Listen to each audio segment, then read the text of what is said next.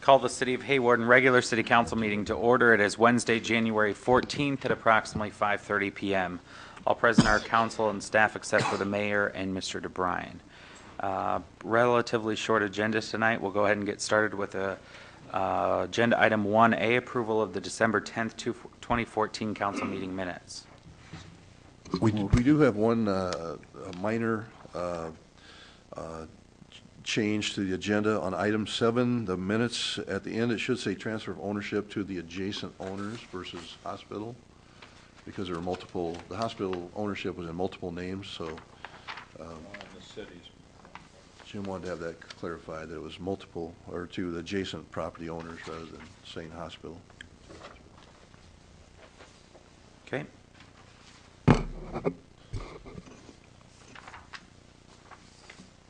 Do we have a motion to So move. Second. Moved and seconded. All in favor say aye. Aye. Any opposed? Motion carries. Agenda item 1B is approval of the December 24th and January 14th claims for payment. We'll start to my left with Tim. Do you have any questions? No. Larry? No questions. Doc? So moved. We have a motion. Do we have a second? Second. All in favor say aye. Aye. Any opposed? Motion carries. Agenda item 1C is open business from the community. Hearing none, we will move on, and there will not be a mayor's report tonight, but we do have a thank you to read. Mayor Porter and City Council, thanks so much for the plaque and gift for my retirement. I've enjoyed working at the city for the past 15 years and will miss everyone. Thanks again, Cheryl Rentz. Anything else from council? Moving on, we'll start with staff reports with Tom, please. I just have a couple things. I just want to thank everybody that got their vehicles off the road for the snow removal this last week, or a little more than that. And it just makes everything go a little bit smoother for us. One other item is our energy efficiency program. Bright Energy Solutions has something new for the residential customer. It's a $3 per bulb for an LED light, and there's a limit of 12 of those. And they are coming down in price quite a bit, so some of them are as low as $6 and $7 now. So if you have any questions about that, you can get on the Bright Energy Solutions website, or you can give us a call down at the city offices. And that's all I have. Great. Thanks, Tom. Brenda? None for me. Okay. Gary? I really don't have much either. I'd just like to welcome Brenda tonight. It's her first council meeting alone, and so don't try to stump her, hopefully. She's done a good job. She's been on a pretty sharp learning curve, and she's doing a great job. So we appreciate having her, and just wanted to make her feel welcome. So. Okay. Thanks, Gary. And Jim? I don't have anything. Okay. We will jump over the mayoral appointments and to agenda item number 3, the presentation of the fiscal year 2013-14 audit from Williams and Company.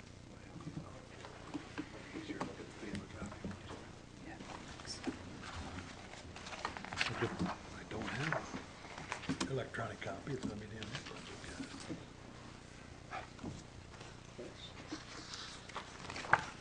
in. All right, well, thank you for having me. My name's Graham Forbes, partner with Williams Company. Been in some facet involved with the audit here for a number of years here.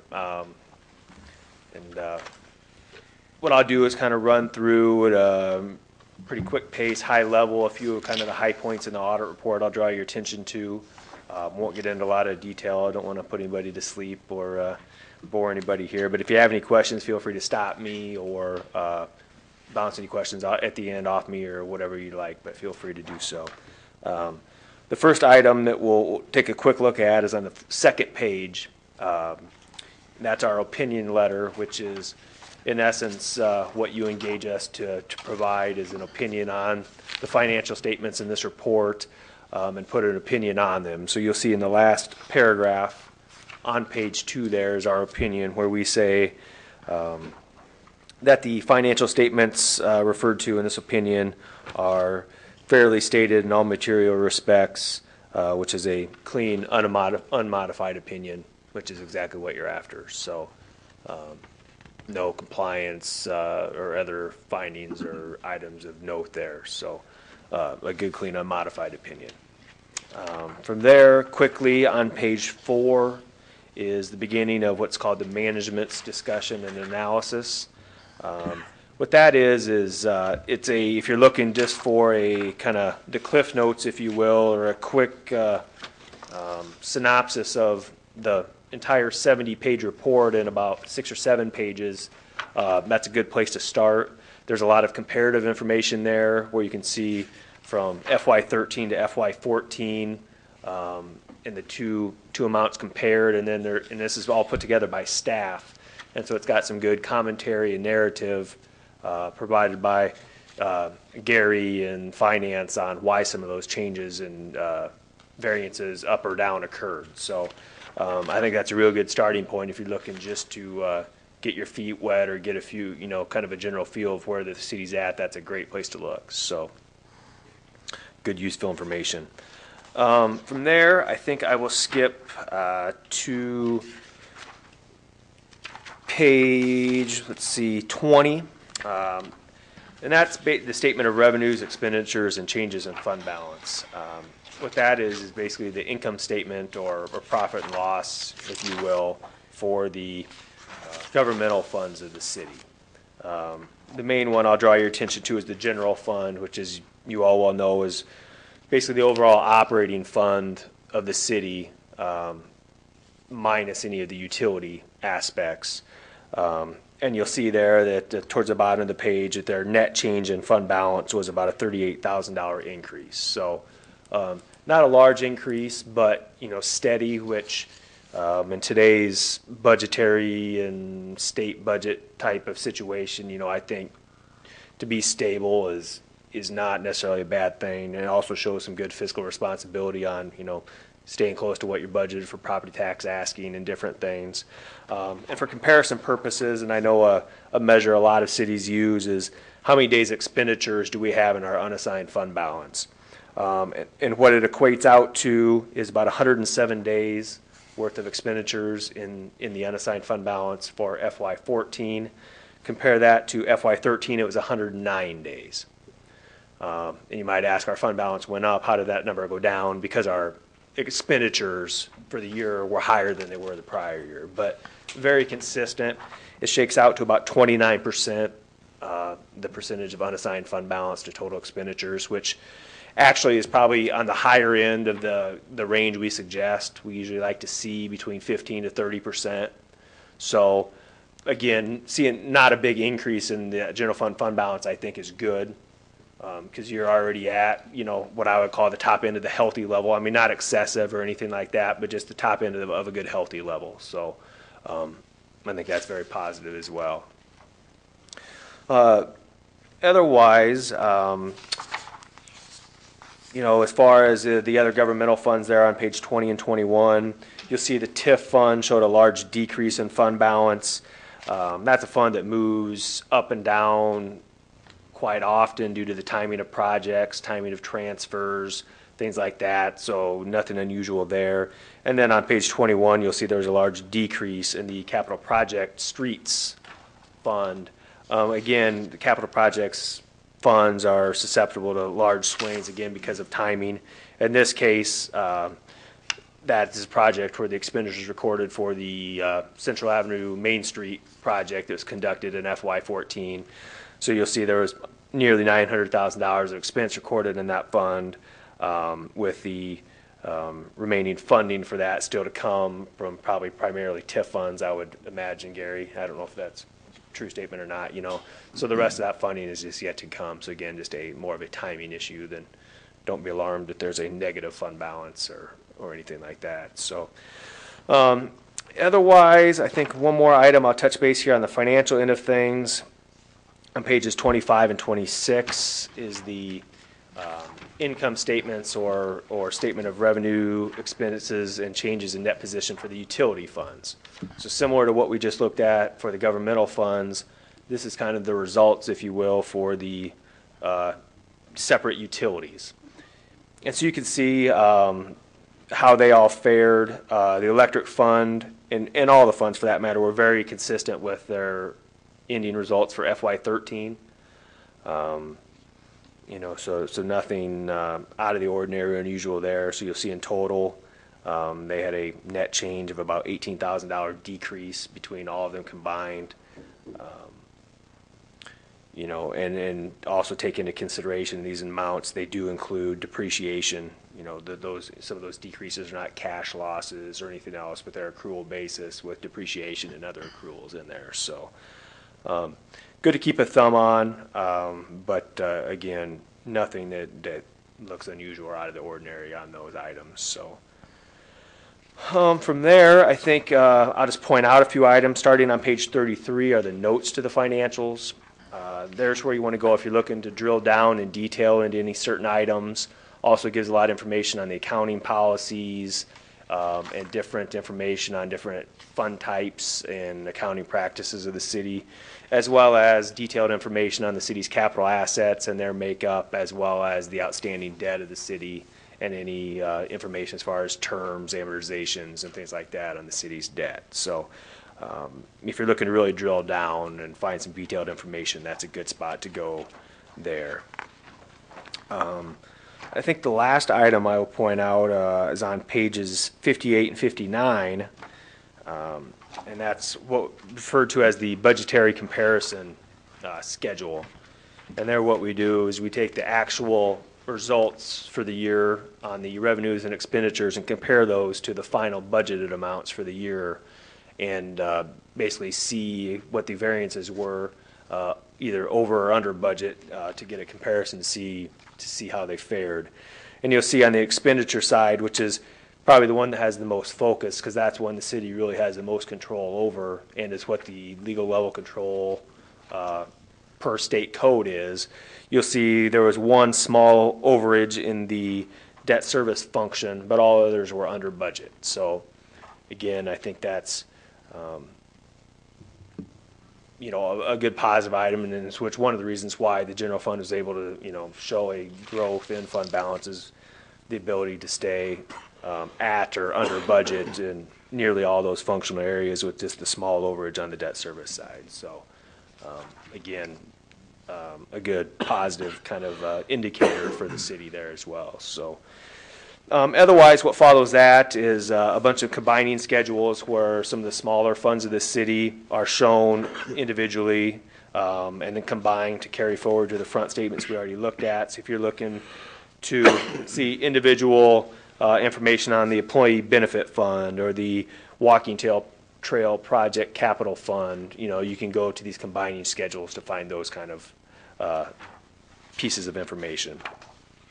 And then from there is some compliance information that we're required to report by the state of Iowa and some other compliance reporting issues. But I think that's all that I'll run through here this evening, but would be happy, again, to answer any questions you might have.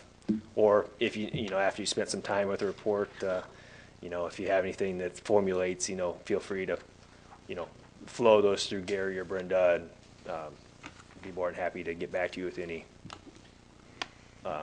answers on any questions you might have. So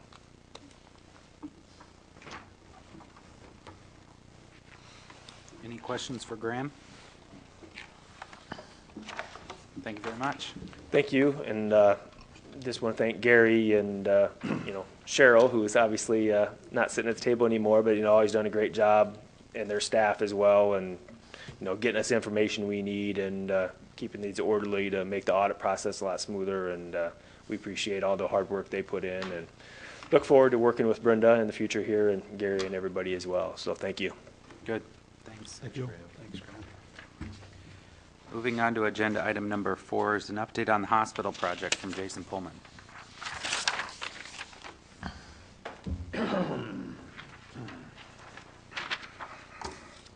Good evening. We anticipate the bids to come in on January 23rd.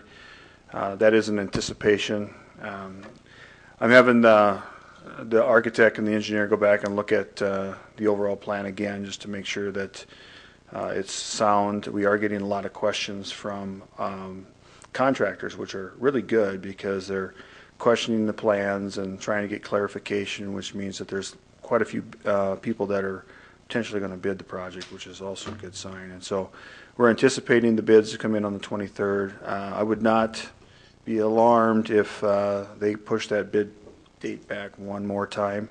Just with the amount of questions that we're getting from contractors, we want to make sure that we have enough time to answer all those questions in an addendum.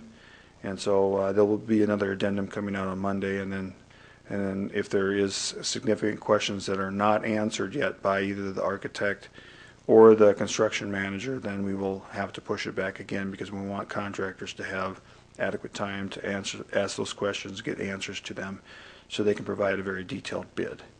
And so we're just kind of waiting to see what kind of questions we get, and making sure that we're doing our due diligence for the contractors that are bidding on the project. So don't be alarmed if I come back in 2 weeks and say it's pushed back again. We just want to make sure that we have every contractor enough time to bid appropriately and bid a good bid. So other than that, we are moving and planning and boxing up stuff and putting them in basements, getting in preparation for when the construction starts. And so a lot of activity is happening inside the building. So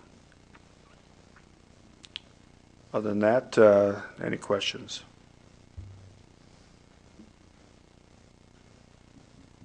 Okay. Thank you. Thanks, Jason. Agenda item 5A is a public hearing proposing vacating the alley and conveying vacated alley to adjoining properties. I will open the public hearing. Has there been any written comments at all? No written or oral comments at all to our office. Okay. And hearing none other, I will close the public hearing. And agenda item 5B is resolution 2015-01, resolution proposing vacating the alley and conveying vacated alley to the adjoining properties. Jim, did you want to comment on the one you handed out tonight? Well, yeah, I can. If you'll see, you've got a different version that I handed out. It's underlined. The difference is that we're conveying it to the adjacent owners, and we have property next to it that's held in the name of the city, and we have property held in the name of Hawarden Community Hospital and Hawarden Regional Healthcare. Hawarden Regional Healthcare is actually the name now for the hospital, but I wanted it to match up to what the current land records show, and we did, our ad was that way also, so it's really the only change. So moved. We have a motion. Do we have a second? Second. Seconded by Larry. Roll call vote, please. Bowder, Aye. Kurth, Aye. Olson, Aye. Harvey. Yep. Motion carries 4-0. Agenda item number 6 is the review of the utility rates and fees. Gary? Yeah, let's, let me get down here to the, let's talk about the fee schedule first. It's in your packet. We aren't recommending increasing any fees at all unless you guys feel otherwise. We feel that our fees right now are where they need to be. We're comfortable with them from a staff perspective. The only thing we did add to the fee schedule, there is a solicitor's fee in our ordinances. We didn't change the fee or anything, but we just added it on the sheet so it was descriptive, because there's a difference between a peddler's license and a solicitor's license. So we aren't allocating any increases. We just added it to the sheet of fees just so the ladies up front had it available to them so they could show the public. So it would be our recommendation as staff to not increase any of those fees this year. Also on the utility side, I'm going to maybe let Tom speak for a little bit, but we will get into the discussion on the telecom rates in the closed session. But for all the other utilities, we're not recommending any type of increase this year in electric, gas, water, or wastewater. And Tom, maybe you can talk briefly on Sure. what's going on. On our electric rates, we did receive an 8.5% electric rate increase from Missouri River Energy Services, but we have two parts to our rate. The other part is Western Area Power Agency, which is the dams on the Missouri River. Their rate has remained the same, and our power consumption has gone down in the last year, and it's increased the percentage of the power from the Western Area Power Agency, or the dams, and that is a cheaper rate for us. So it's pretty much revenue neutral for us, so we're not proposing an increase on our electric rate at this time, which is a great thing. Our gas rates, they look good for now. There is a chance that we could have a rate case with Northern Natural. It's our pipeline that brings our gas to town. That probably will affect us in about a year, most likely. Next winter, we have bought some gas for next winter, just so you know. And we bought two 10% packages, and it was at $3.88 and $3.60. And this year, our price average was $4.66, which we thought was a pretty good price at the time we got that. So it's going to make we're thinking about a $10 to $15 difference on a $100 bill next winter if we can continue to keep buying it down like we are. So we're in pretty good shape for next year yet too. Our water and wastewater, we just raised those, and we really need a little more time with those to see where we're going to end up. But it looks like we're making a pretty good headway with those too. So all in all, our rates are in pretty good shape. You know, we'll look at water and wastewater next year, but we just did an increase, and I don't think I think we need to see what impact that has over the course of the next 12 months before we talk about any other increases or anything. So it would be our recommendation to not increase any of the utilities at this time, with the exception, again, we'll discuss the telecom, competitive telecom environment in closed session, but all the other utilities we don't and these fees, we don't recommend any increases. So for fiscal year 2016, I guess it would be.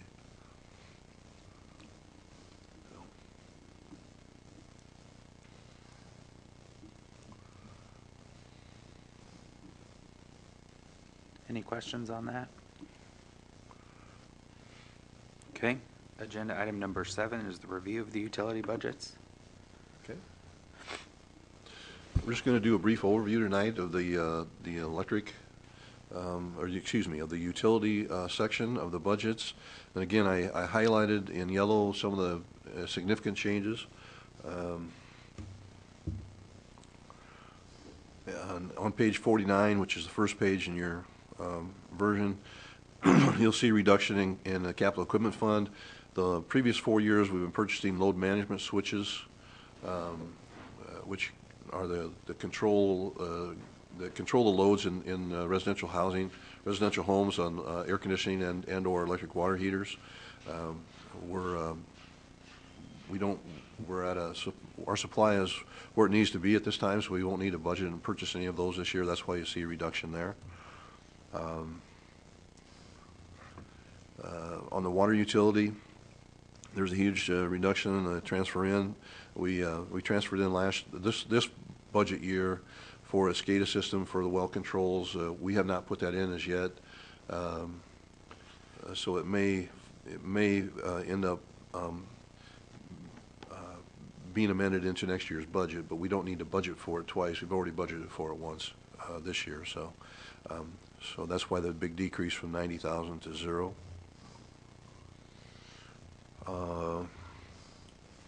On the expense side, the capital outlay projects, you can see a list of the capital outlay projects that we're considering for FY 2016. Total about 54,500, which is a significant decrease from last year, but those are the things that we feel that we need that are immediate need. So nothing major. On page 52, under the sanitary sewer, you'll see the same thing, a transfer in on the plant fund, pretty significant decrease from 45 down to 20 this year. The capital outlay for projects, you'll see the list should we say rebuild, not regild, but diffuser rebuilds, pump rebuild, UV lights. We did put in a new system, but they need to be maintained, and so we'll need to replace the lights on those, and the grinder rebuild, E1 pumps and parts, reline 25 manholes, which we've been doing every year for how many years, Tom? Yeah, it's been 7 probably. 7? Yeah. So we're getting towards the end, I would think. So, and we'll clean a third of the town again, like we have been doing, and that's really reduced the number of issues we've had with sewer backups significantly, and insurance claims. So, electric utility, I don't think there's any significant change whatsoever.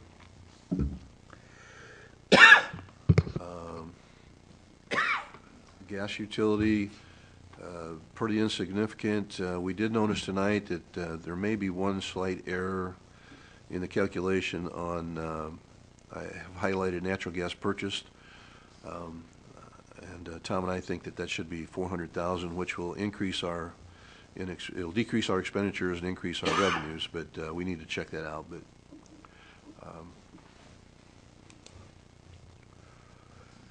$4 times 100,000 looks like 400,000 to me, and so we need to. Tom caught that, and so we'll need to check that out. But and landfill, the collection fees are going up based on the new contract, just a slight amount. And again, it impacted the contractual services on the collection side. So I believe, let's see here, what this one. Under the phone utility, there's a decrease in basic local service revenue. Again, we budgeted a slight decrease, and also a decrease in cabs. They just continue to trend down, and that won't probably change anytime soon. Expenditures also go along with that. The switch access fees will go down because we don't have as many calls. The T1 services were really, those were T1s that were provided to cell service that no longer has a need for T1s from us. So we won't have any revenue from that this year, or expense. Under the cable utility, I'm not sure this is the right number, but it's slightly less than last year.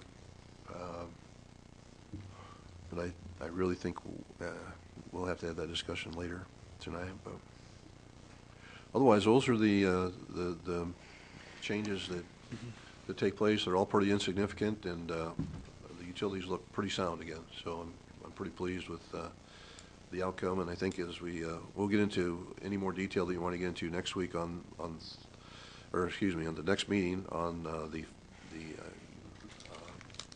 utility section, and then we'll briefly go through the general fund. But as it looks right now in the general fund, we're going to be able to reduce transfers again by 30,000 this year compared to last year. So we're pretty excited and pleased that that's the case. So, any questions on the utility information at this time? Budget information or concerns that you guys have with anything that you see? Pretty much like last year.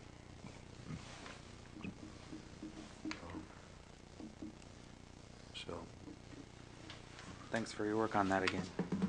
thank you.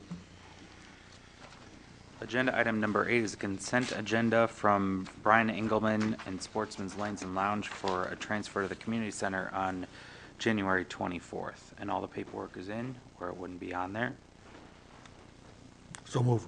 We have a motion by Larry. Do we have a second? Second by Tim. All in favor, say aye. Any opposed? Motion carries 4-0. Agenda item 9 is a closed session pursuant to Iowa Code Section 388-9 to discuss marketing and pricing strategies for proprietary information where the competitive position would be harmed by public disclosure, not required of competitors, and no public purpose is served by the disclosure. Do we have a motion to go into closed session? Moved by Tim. Do we have a second? Second. Second by Larry. All in favor, say aye. Aye. We are in closed session.